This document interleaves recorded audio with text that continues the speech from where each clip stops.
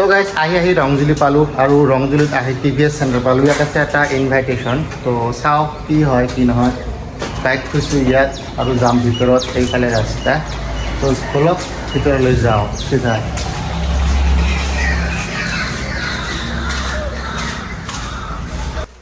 তো দাদা আমাৰ মানে সৰুকৈ আৰু ট্ৰিপ দিছে, লগত চিপছ।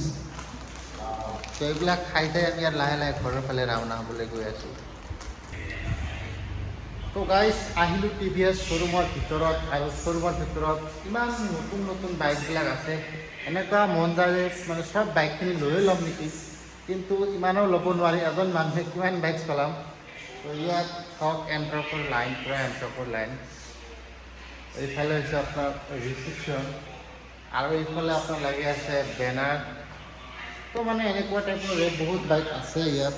এইটো চাওক TVS জুপিটৰ, এইটো জুপিটৰ আছে। এইটো আছে আপোনাৰ আপাচি 4V,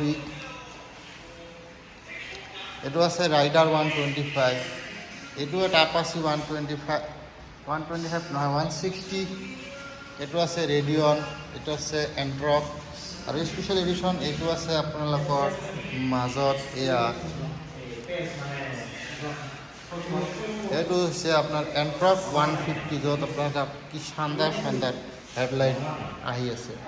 এইফালে আছে জুপিটৰ,